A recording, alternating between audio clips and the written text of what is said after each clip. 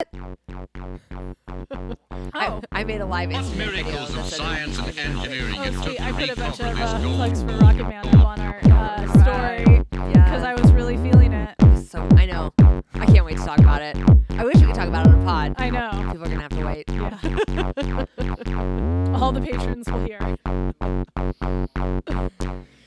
Welcome to the All Gold Everything podcast, a podcast for people who persist. Yes, I am Heidi. I'm one of your hosts. I'm Sandy Hammer. And we are having a day. It is pouring down rain in Portland today. It's supposed to be summertime. I don't know what's going on with that. It makes zero sense. Zero sense to me. We have a couple of announcements before. I'm trying to start the timer on my phone. All of a sudden, I can't find it. Oh, there it is.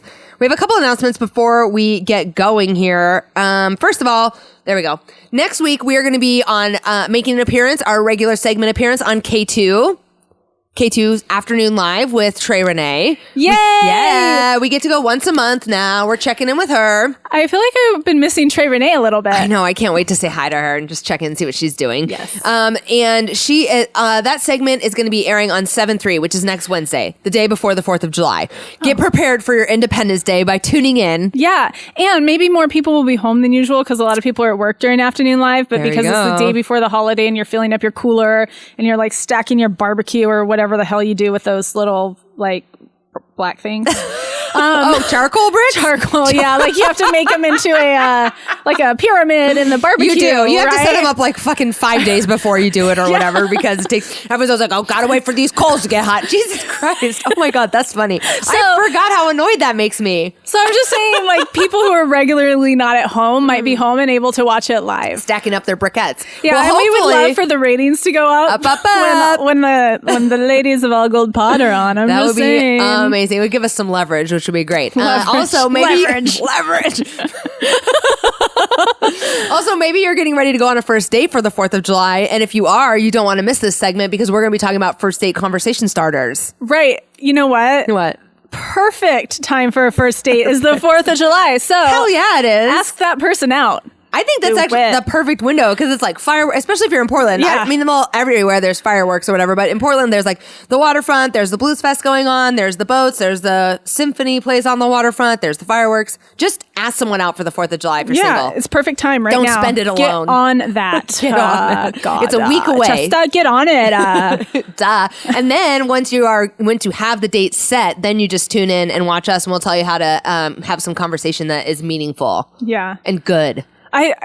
Like we're kind of selling it as like the top 3 things to start a conversation on a first date, but you know that we're not coming at you like that. No we know way. we've got some tricks under our sleeve. That's right. Tricks under our sleeves. The next thing that I gotta let our listeners know is that we are now streaming on the iHeartRadio app, Yeah. which I would not have thought as a podcast platform, but these iHeartRadio people, they are advertising the shit out of iHeartRadio as a platform for all your favorite podcasts. Okay. And so now your favorite podcast is on the iHeartRadio. I did like getting the email that said we've been approved because like Approved. they use the word approved like as if they don't approve people, and then it's like it makes me feel like legit. Yeah. I was like, it's oh, completely legitimate. We're legit. I agree. They wouldn't use that language if everyone just got in. No. So there's Unless that. they were manipulative, but I feel like a brand called iHeartRadio can't be manipulative. No, it's very no. pure. It's so pure. Don't underestimate the power of cute. iHeartRadio.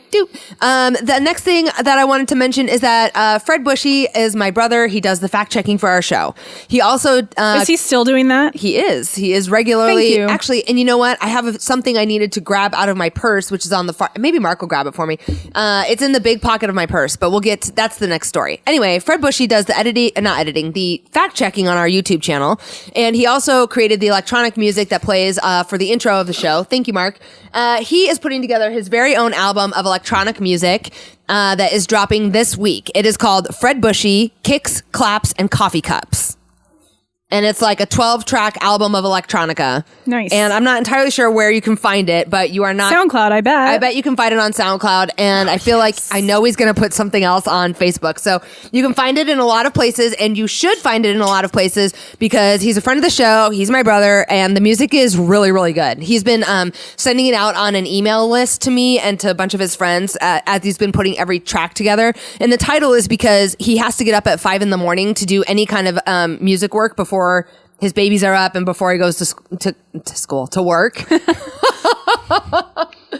So nothing wrong with going to school. Yeah, so especially now he has the baby Nella, who is just about to be 1.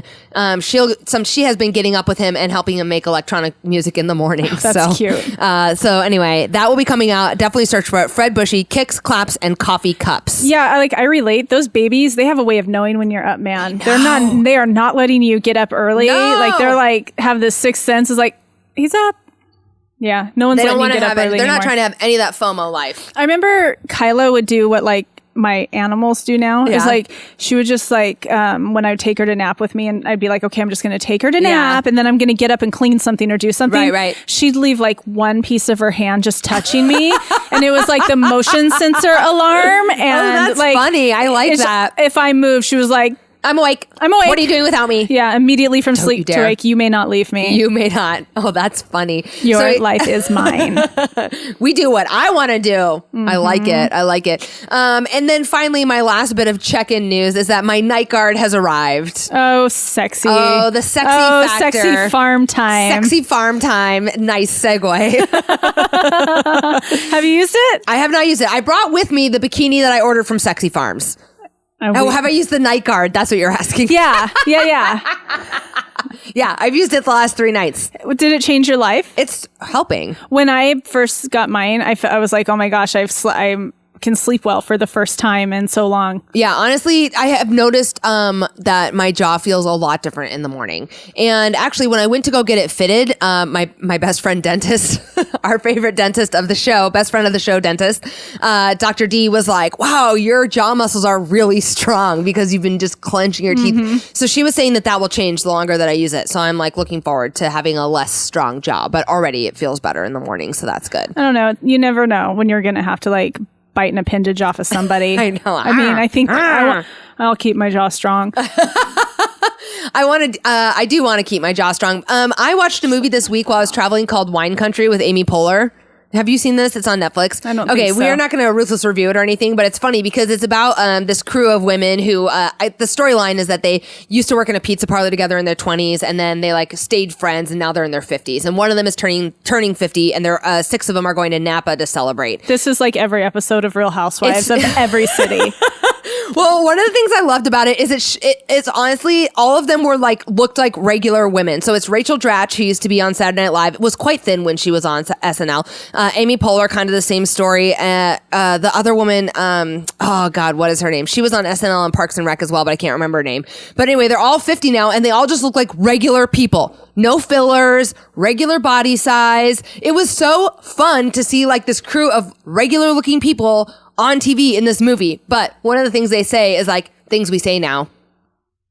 Because like, oh, I got a night guard. Things we say now. Oh, right. Yeah. You know, like, oh, I have to sleep with a night guard and it's so sexy. Things we say now. Maya Rudolph is also in it. Anyway, it's pretty funny. So anyway, so I got a night guard and it does its thing. Nice. Yeah. Okay. I wish you a long, prosperous journey with your night guard. Thank you. Do not go to a shitty Airbnb in Hawaii and that you have to run out of so quickly that you accidentally leave it there.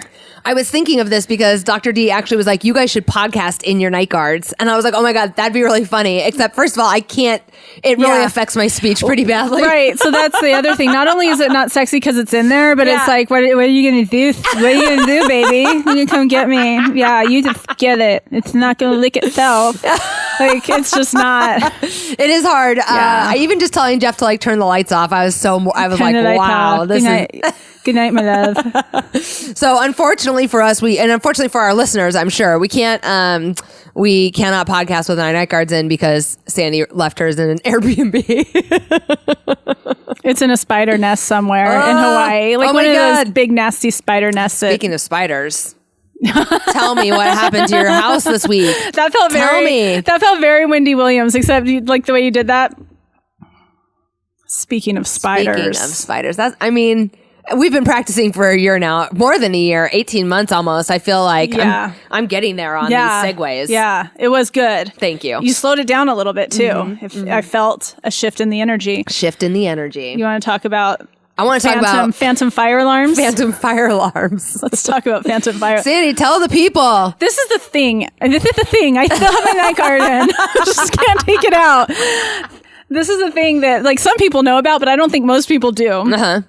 I did not know about this. Sleeping soundly next to my sweet love, my sweet dog at the bottom of the bed, snoozing away. And the logs. fire alarm goes off at 1 a.m. And it's really freaking loud. It is. I mean, it's not. You're not talking about like the one noise that it makes when the chirping for the battery dying. You're talking about it going off like there's a fucking fire. The house is an inferno. Yeah. Get out. And so it's like loud enough. I'm sure the whole neighborhood heard. And then it's like fire. Oh my God. Fire. And so Skylar, Joey's daughter, is with us and she's freaked out and the dog is out of his mind. But your dog has been so chill. I mean, we haven't talked about Weebay in a minute. He used to come to the studio. He can't now that we switched to daytime. But like, he's such a chill dog. He might not even be he might be part cat. Right. And he's so chill that I have been considering bringing him back to the studio to get him out. I should have today, actually. He'd probably just be laying right there. Mm-hmm. Anyway, but because of this happened, it's probably not a good idea to bring him back to the studio yet.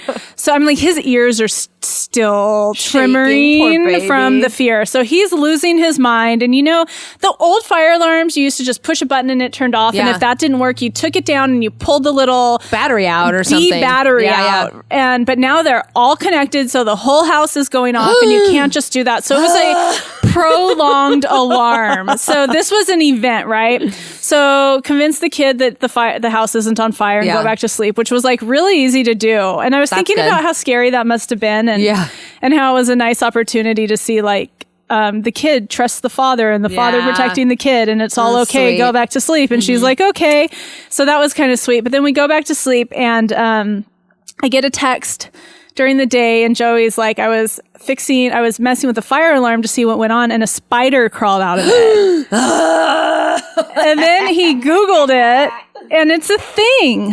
It's a thing. So it's called a phantom fire alarm. If a spider crawls into the fire alarm, there's a light sensor that senses smoke. And if it's, occluded, they assume it's smoke and the fire alarm goes off. Oh my God. The little spider occluded the light sensor and apparently spiders are drawn to the light. So they're actually like... It happens a lot. It happens. Oh my God. The house is dark and it happens in the middle of the night a lot because the house is dark and that's the light. The only thing that could make this story worse is if like 100 spiders came out of your fire alarm. Thank God it was only one. It was only one and it was like a house spider. Apparently it wasn't terribly scary. But if I tell the story again, I'll be sure to embellish to make it scarier. Phantom fire alarms, it's a thing. It's a thing. Okay. Write that shit down. Check. Okay, a couple weeks ago, I ordered a swimsuit from a company that had reached out to me about giving me a free swimsuit. So first of all, one of the things our resident fact checker did, Fred, was like, is it really free if you have to pay $11 for the shipping? And I'm like, well... I'm somebody. I mean, that's true. I could get a bikini on Fashion Nova for $11. For $11. So I was like, it's funny because I'm so weird about that I'm like, no, it was free. I mean, everyone pays for ship. And he's like, no, it's not free. You paid $11 for it. And I'm like, yeah, but that was for the shipping. And he's like, no, but you paid $11 for it. We have a little bit of a different financial paradigm. Yeah. And he's more of a cynic like me. He is, yes. So, okay. So I thought I would wear it, but instead I'm just going to... I would not wear that. I don't think I can wear it. I wouldn't wear that, Heidi. What is happening there? It kind of looks a little bit like a diaper. It did not look like this on the model. Wait, shut up. Yeah. Is that the front? That's the... Well, this is the front. But the back looks very similar to it. Have you tried it on? No. Does this improve? I can't. Does I can't make this aesthetic improve? I don't know. Okay, and then here's the top, which is like it's just basically like two little bands. But here, my boobs wouldn't even stay in that. It's so. I mean, and I don't even have big boobs. There's not like there's nothing underneath it. You would have to have fake boobs for that to stay in a spot and have your boobs look perky in it. Yeah. So anyway, so one of the things that Fred, our fact checker, reminded me was that it was not in fact free because I paid $11 for it. And then the other thing he reminded me of was that because I couldn't figure out why the name Sexy Farms. Mm-hmm. I was like, what kind of name is that? And he was like, oh, it's probably just some kind of translation from Chinese. And I was like, oh, I didn't even think about that. And of course, when the package showed up, it had like all kinds of Chinese characters all over it. And he was absolutely right. So Fred Bushy, you were correct. Sexy Farms is just whatever the Chinese word is translated into, or whatever the translation of whatever the Chinese word is. I mean, I think it's great. I love it. Sexy Farms. Yes. Yeah. I like that you're here for it. I mean, I haven't forgotten it. Have you noticed? I'm like, Sexy Farm? You mean Sexy Farm? Did you get the Sexy Farm bikini? Sexy Farm stuff. So I don't know. Maybe I'll have to put this on today. I'll send you a picture, Sandy, but I don't know if I can. Yeah, those bottoms look like they could be just like pure evil. I know, and they kind of look like. I mean, I'm not going to encourage you to if you're not comfortable with it. I know that granny panties are like making a resurgence, but these look like diapers almost. I don't There's know. something strange going on. Yeah. There's definitely something strange going on. It could either be incredible, like you're going to put it on and be like, oh my gosh, I've never felt so fine.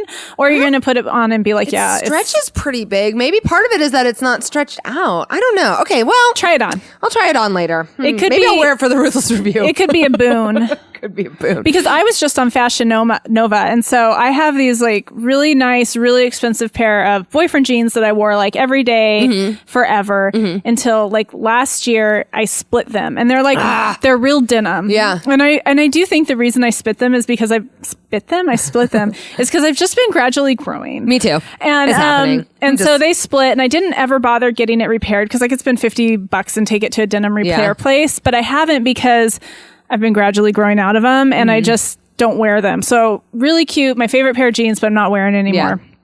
Yeah. So I finally went on Fashion Nova, and I bought What is Fashion Nova? $20 pair of boyfriend jeans. Yeah. They're on order.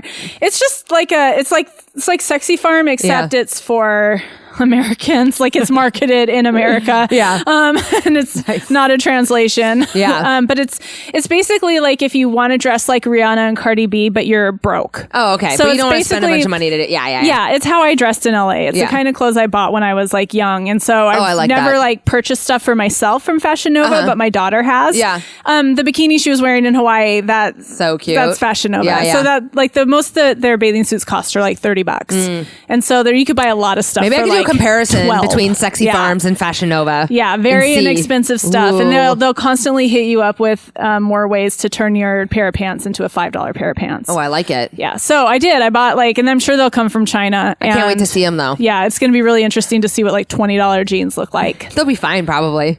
We'll see. You know what I mean? We'll see. Okay, so the next $20 jeans made me think of Madonna's new butt. Frankly, did you finally get a chance to have? Did we have a picture of Madonna's new butt on here the other day? No, but I've seen it. Yeah, Mark says nobody's seen it. I thought that we did, so I didn't send a picture. I don't know if we should put a photo of her up because what we'll end up doing inadvertently is probably body shaming her, which I don't think would be nice. I don't want to do that. Like if we put a picture of it up and we're like, oh my god, look at that, that's so weird. But it is strange. It's like a bubble butt. It's almost like she got butt implants. That went bad because it's not a good look. It was weird. I only saw the one or two pictures that you and I found. I don't know where we were that we found those. But anyway, so Madonna has a new butt and she has a new album, Madam X. That's a new album? Yeah. Oh, it's dropping. Why do I feel like she put out an album in the 90s called Madam X? I don't know. Well, there was the Sex album, and what was it? Justify My Love on? Oh, I don't know. I don't. Okay. Maybe it was Greatest Hits. I don't know. No, I don't know. It just seems like it would be Madam X or something like that. I don't know. There was like a whole chunk of records in the 90s that I just did not get with. Well, I kind of feel Madonna. like Madam X should actually be like a compilation album of all like her sexiest, because it has kind of a dominatrix feel to it, right? And actually, I think the album art has like her wearing some kind of like half mask thing. You know, she's it's into like very eye sexy. patches right now. Have you caught that? Yes, yes. Eye patches and a new butt. I don't know what's happening over there. And once she moved to London, the wheels came off. Well, so she's actually really pretty incredible with regard to how she can maintain herself looking gorgeous. Yes. All these years.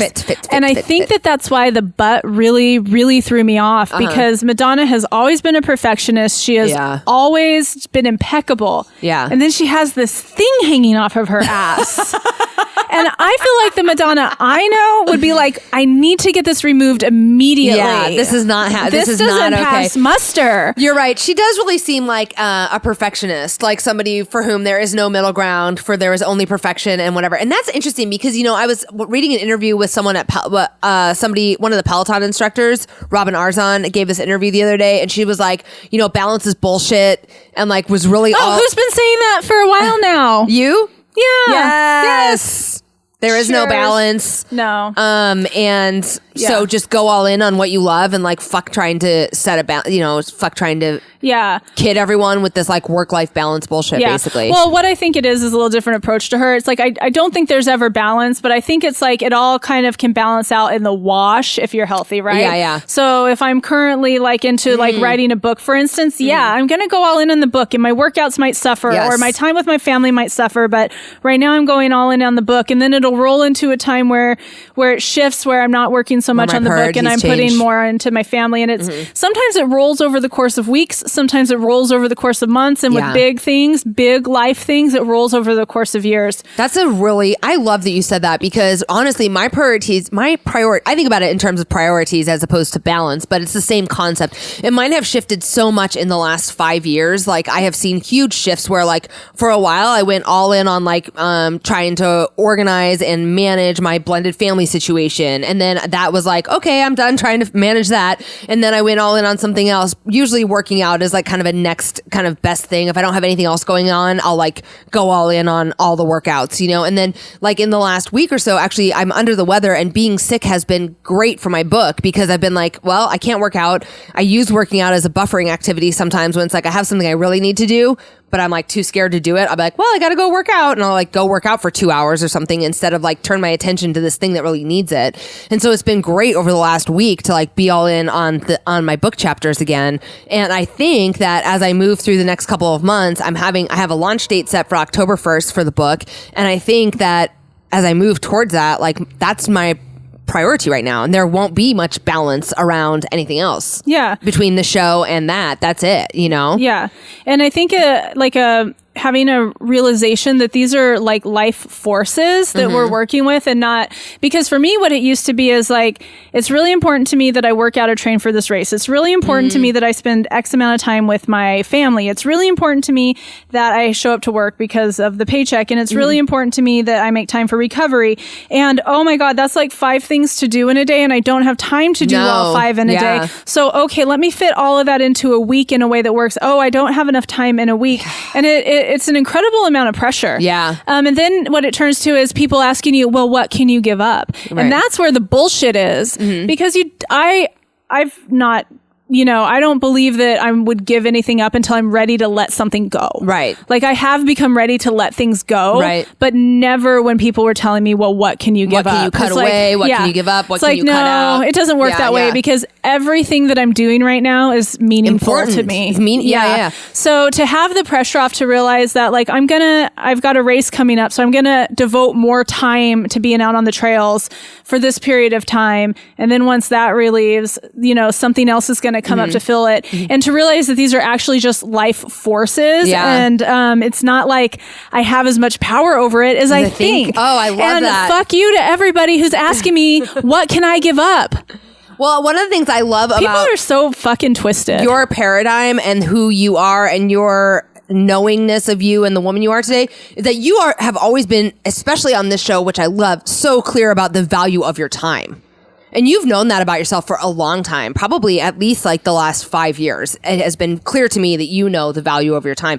And so it is like a joke when people are like, oh, well, what will you give up? Or you're like, no, my time is valuable, and this is how I want to spend it. And I want to be able to spend it in these ways. And then on the other hand, kind of I like the concept of life forces, that like we also don't have quite as much power over these things as we think we do. No matter how much we value our time, like all we can do is carve out the space for the next thing to fill the spot, right? I mean, because this is talking about a point in my life where I'm not, wasting it away at holding up a bar stool, right? That's different. That's different if I'm clearly deprioritizing important things to do something that's harmful to myself and to my family. Right. And the other thing is some of the things that I did prioritize that were, took me away from other things that turned out not to be good for me, like an ex-boyfriend. I still had to have that experience, to get to where I am today. So it's, even when it's not all seemingly stuff that's building, it is everything builds. Even time with the wrong guy. Just don't spend too much time with the wrong guy. Minimize that time if you can. Minimize the time with the wrong guy. Learn the lesson and get out. Yes.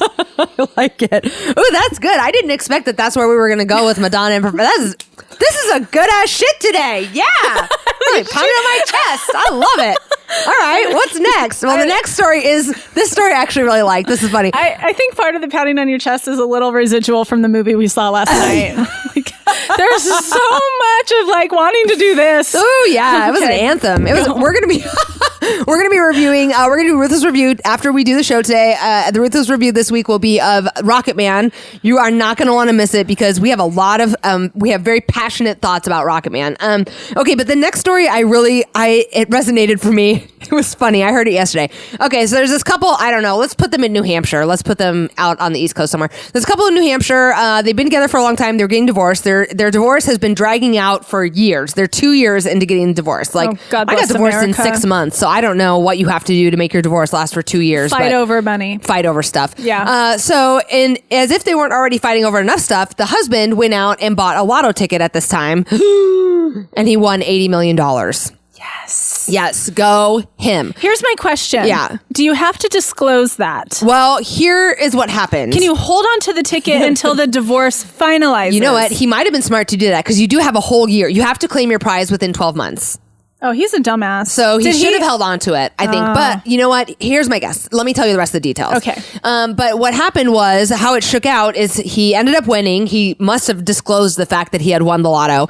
He won $80 million. After paying taxes, he took home 36, which is like, good Lord. Hamid, your bag of money got smaller. It's like a little money pouch now, not like a little money bag. Okay, so after winning and paying all the taxes, he did the smart thing, though. He took the lump sum, $36 million. That's what you want to do. That's the smart thing? Yeah, you don't want to take the annuity. You want to take the lump sum so that you have the power to invest it however you want. Oh. You'll make more money on your own investment and your own management of the $36 million than you would have taking $100,000 a month or something like that. Also, you're more likely, and if you take the annuity, then the state that holds the lotto gets to hold it somewhere and earn interest on it and just pay you a little bit a month when you could be holding the whole thing and earning interest on it and also paying yourself a month. So the whole thing that the state's holding, is it 36 million or 80 million? Well, the state got their taxes, which was the 80 million minus 36 million is what, 44 million. So the state already got their 44 million in taxes. And then they set aside your 36 million and invest it. Gotcha. And they earn interest on that. So it's not take a lump sum and take a tax hit or get the whole thing over the course. You're still taking the tax hit. You take regardless. the tax hit either way. Okay. Thank you for explaining that, because if I didn't know, I'm sure there are a lot of listeners that will know. Yeah. And if I'm not going to win the lotto, I'm sure that there is a listener that will. Please, if you win the lotto, we need to know. We need to know. So thank you for taking the time to explain that. You are welcome. So he walked with $36 million. Now, he and his wife are going through this contentious divorce. And one of the things that's going on is apparently during the time they were married, she made 6 figures and he made like $32,000.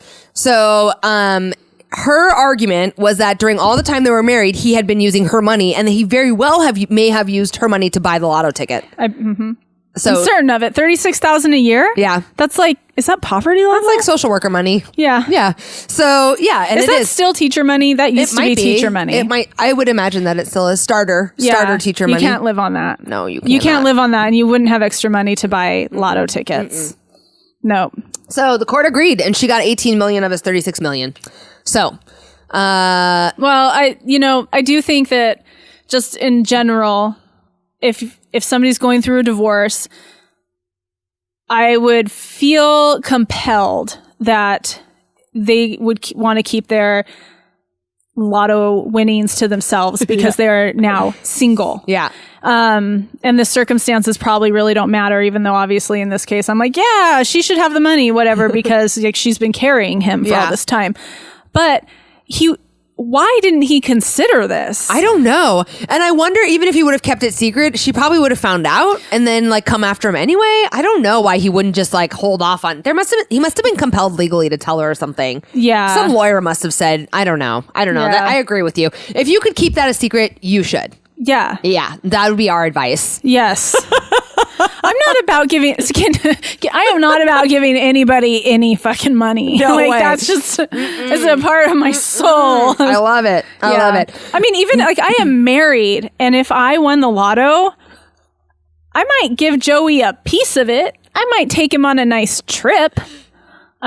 That's so funny. What am I missing That's here? Cute. Yeah, that's cute. You'd be like, sorry, babe, I'm a multimillionaire. Have fun keeping staying at your engineering job. Yeah, I hope you like it. You do well. But you would want him to end up, I think what would happen is eventually you would share it with him because you would be like, wouldn't you want him to like do all the travel? You'd eventually be like, quit your job too so we can go do all this stuff together. Yeah? I don't see myself ever telling a man to quit his job.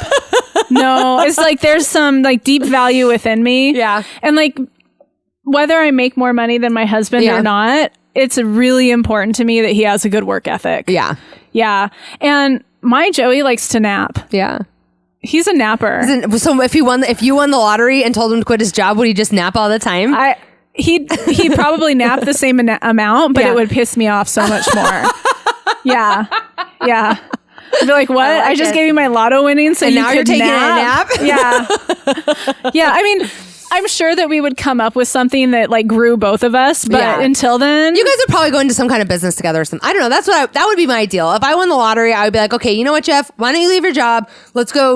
Let's have the freedom to do whatever we want because like I would probably be like, Sandy, can you quit your job too so we can go travel together? Because I like want to go with you to the Bahamas. I don't want you to have to be like, well, I only have 7 days of vacation and Yeah, but I never only have 7 days of vacation.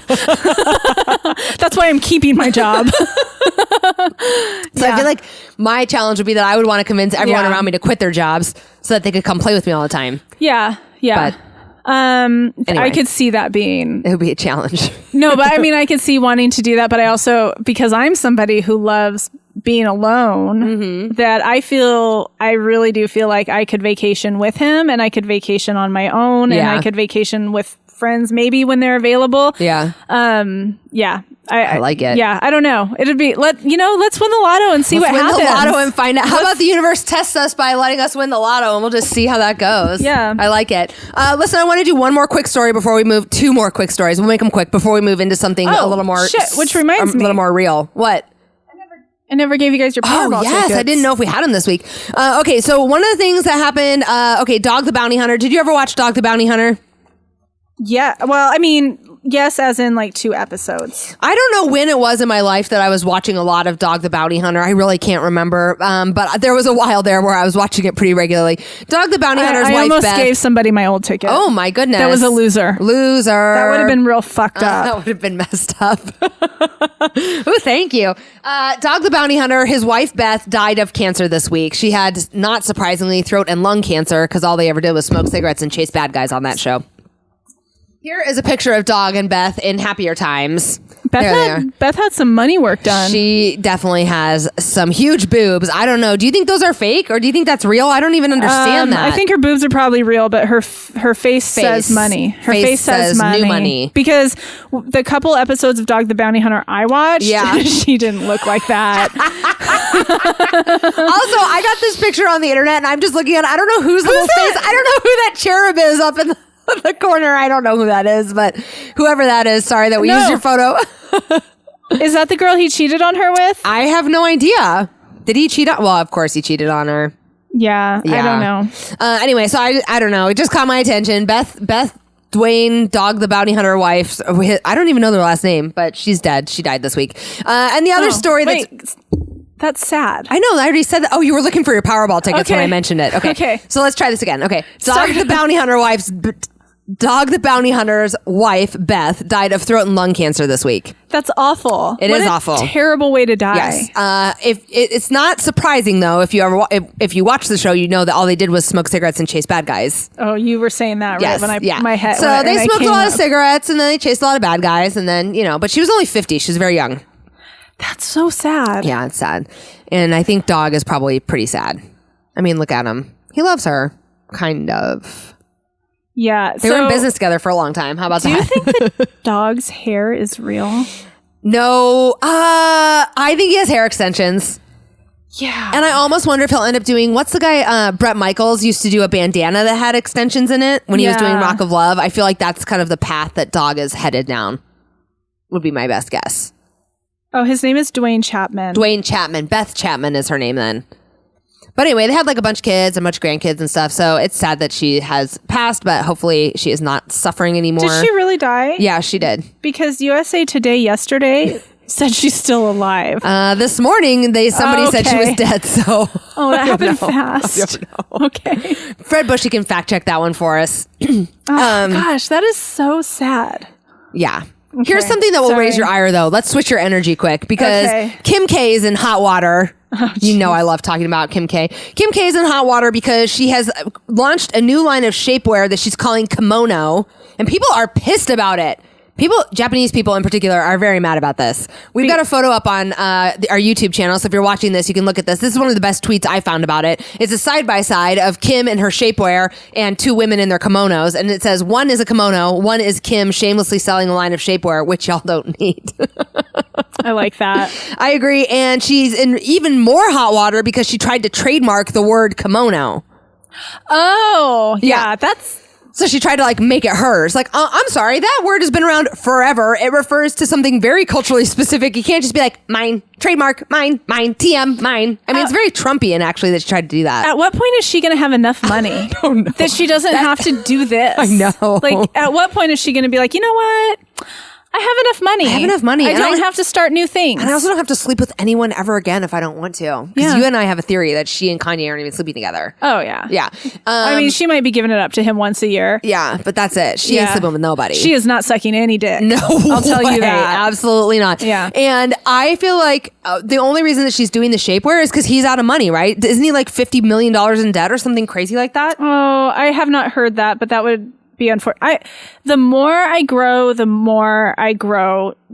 just deeply in appreciation of Kanye. Yeah. Yeah. So that would be sad. Yeah. Yeah. I think that's true, but I don't know for sure. And it's a story that's maybe 6 months old, so I'm not entirely sure how accurate it is. But that would explain why she's making a shapewear line and doing this. Anyway. So Joey and I went to the beach last weekend. Yeah. And the whole drive home, we talked about Kanye. Yes. Just shooting the shit about Kanye. I like it. Yeah. You guys are super fans. Yeah. Yeah. Just appreciation of a real artist. And after seeing the movie we saw yesterday and realizing, what a real artist is, and who are the real artists of our times, what is talent and what is creativity. All Gold Pod, you and I. Yeah. Duh. I think Kanye fits the bill where it's a small bill these days and Kanye's on it. And he puts the show on, right? He does the Kanye show. So who knows what he's really like? Well, I mean, I think the antics, it's separate the man from the art. I think this is an example of, for sure. Because, when we talk about Michael Jackson and child molesting or R. Kelly and kidnapping and raping, women. Girls. Yeah, girls. It becomes a real slam dunk about separating the man from the artist. Extremes. We're really good and easy with extremes. But when it comes to somebody like Kanye, who's just irritating to people, white people in particular, it becomes more of a conversation about separating the man from the art. And I think that it's an opportunity that if his antics rub you the wrong way, ask yourself, can you separate the man from the art? I like that. Yeah. And you're right. Doing it in the gray area it actually might be it might be easier to separate the man from the art when it's not such extreme behavior that you're separating. Yeah. Yeah. I love that. Okay. Although I like the extreme behavior because I'm an 8. Yeah. Stay tuned next week. That's right. Next week, we're going to talk Enneagram personality tests. Yeah. We're each going to take one over the week. Yeah. I'll tell my story about taking one. But yeah. Okay. Well, I'll take one. You should if you take tell me one. where I need to go to. You'll send me a link or something. Yeah, I'll try to find a link for you for a free one. They're all different because it is actually not a science. Yeah. You can find a bunch of different ones. Yeah. But the beauty of the Enneagram, which we can talk about, is it's kind of like alcoholism. You say what number you are. Nobody's going to tell you what you are. All right. Yeah. So it's what you relate to the most. Okay, cool. Yeah. I can't wait to do that. That's good.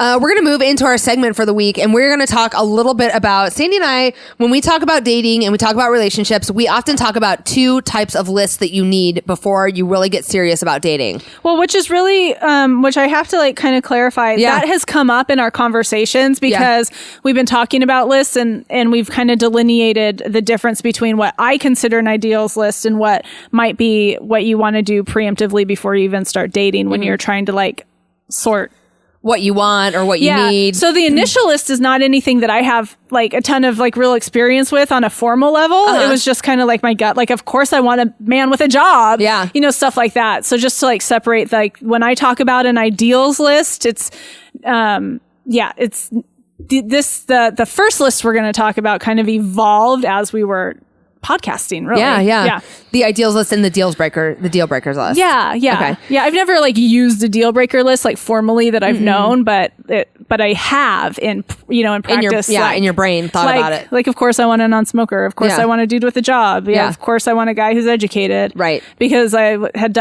I'm not doing the romantic shit anymore now that I'm old, that like, oh, but if I fell in love and he's dumb, it's okay. It's fine.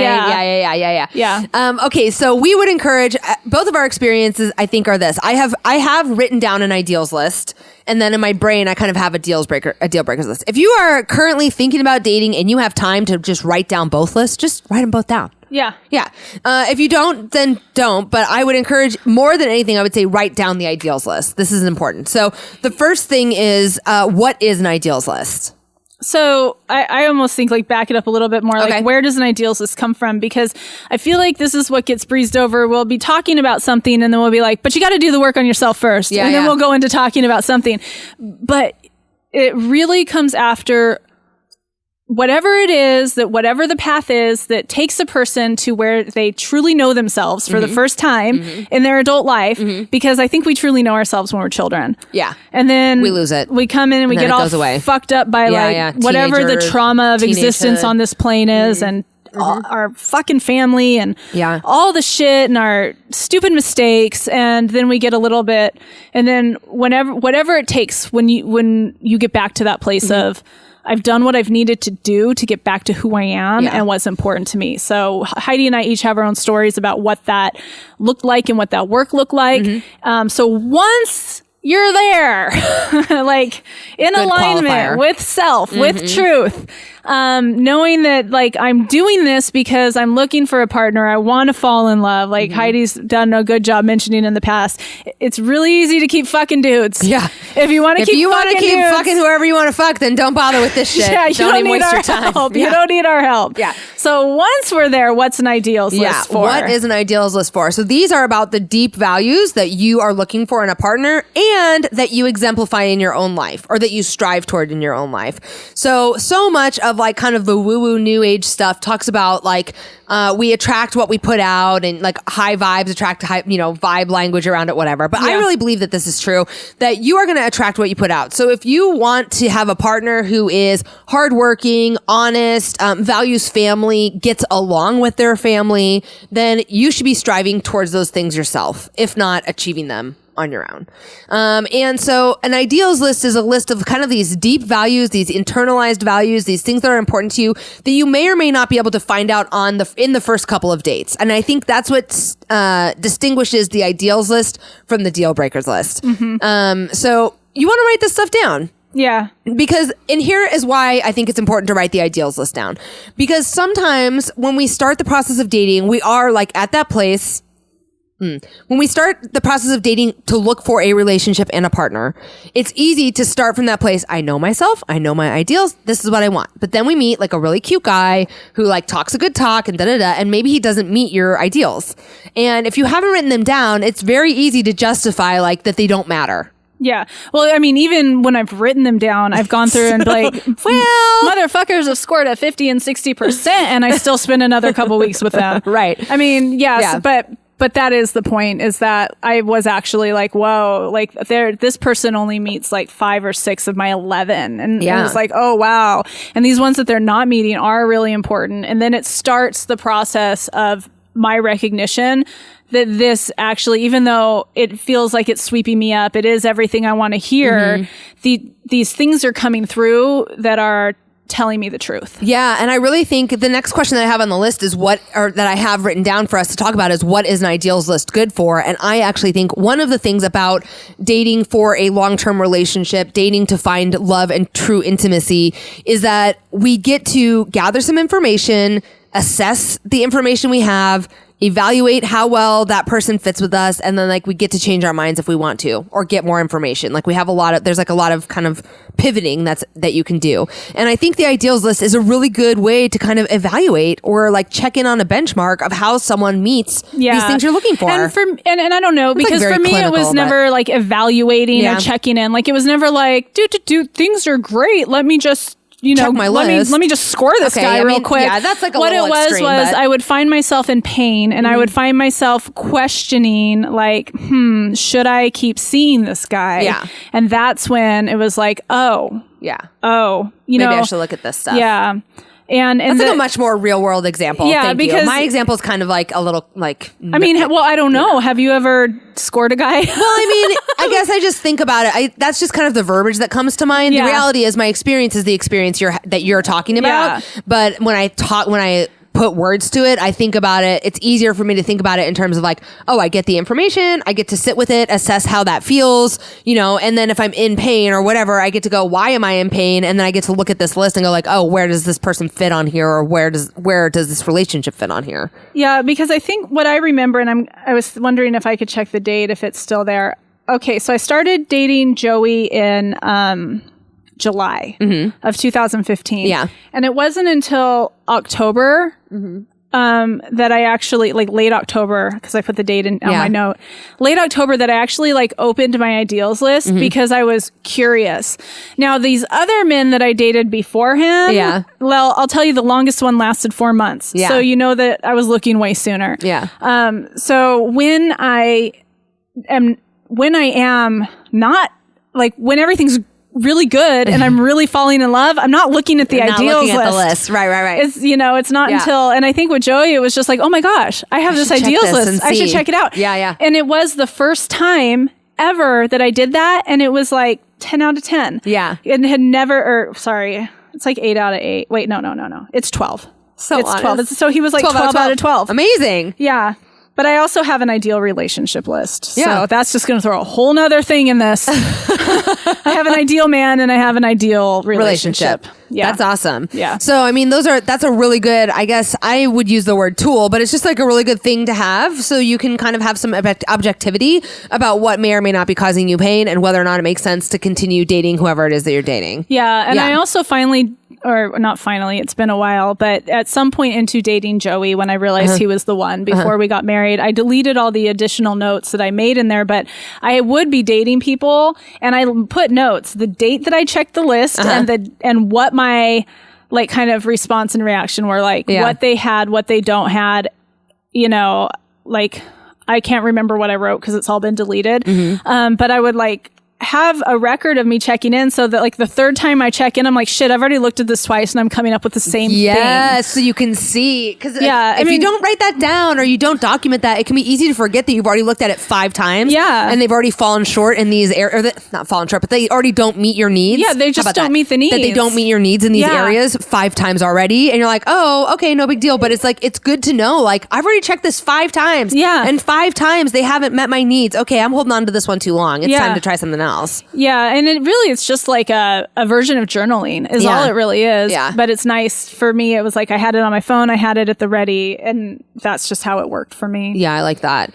So different than the ideals list. So ideals list, we're talking about deep values, internalized stuff, things that really are important to you as far as like the value level. Deal breakers is a little bit different because deal breakers is so wait, what's an example then? Just of deal breakers? Yeah, no. We'll first do an example of something you might have on your ideals list so that we can contrast it against something you might have on yours. Yes. Okay. So thank you. One of the things that's on an ideals list might be has a great relationship with family, or family is important to them. Yeah. Well, specifically for me, and this is listen up to this one. Yeah. It was really important to me that he has a good relationship with his mother. Mother.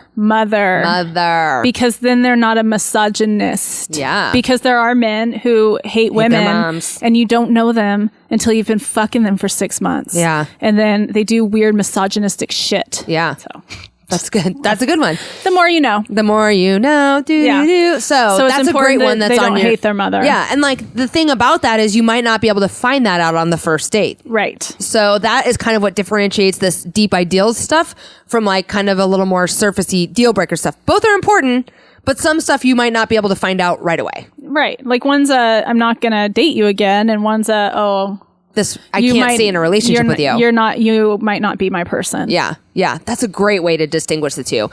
Because like something on the deal breakers list might be like smoker. Yes. Right. Or like, has roommates. I was going to say drives a shitty car. I don't know, whatever. Stuff that you can find out there just like, oh, this just isn't, I just don't want to go on another date with them. And that's different. The ideals is like, you're not relationship material for me. Right. Yeah. Oh, I love that.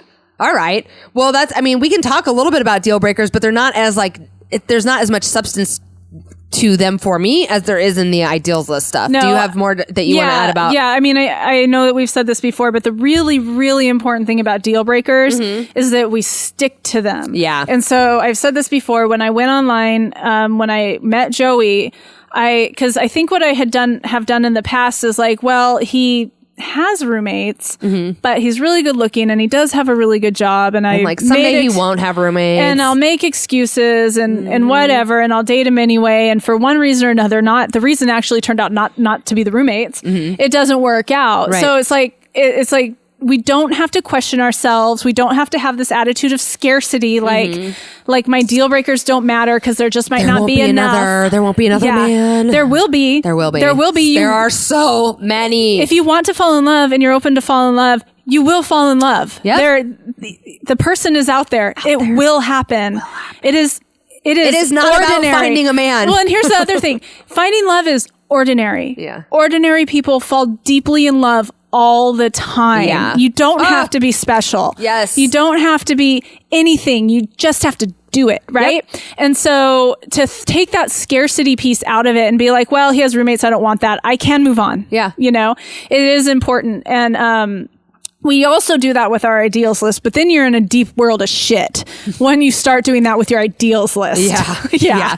Then you're going to find yourself in some relationship stuff that is a little more challenging. Yeah. When you kind of ignore those deep truths about yourself, because then you start to lose your authenticity. You start to lose and cover up your capital T truth. You start lying to your friends. You start lying to your friends. You start giving yourself away. Yeah. And that's not how we find true, that's not how we find long-term relationships, deep and meaningful intimacy, true enjoyment and love and joy in life, right? By like slowly piecemealing ourselves away by denying our truths and what matter to us. Right. So yeah, that's so important. That's good stuff. Yeah. That's good stuff. You heard it here first. All you need to know about ideals lists and deal breakers. So I don't have anything else to add because Sandy threw it out there in a succinct and clear way. I'm super glad that we got to talk about both of these topics today because they are important if you are out there and ready to look for a long-term relationship and ready to be dating and find something meaningful. I don't know that I have anything else. We have anything else to cover on the show today. We are all set up. We are sending you lots of love, light, and gold from Portland, Oregon. Don't forget to stay vigilant. Yeah. Bam. Oh, I can't wait. Miracles of science and engineering it took to recover this gold. Oh, the brownie. The brown. I got you some. Okay, so Mark got his ticket.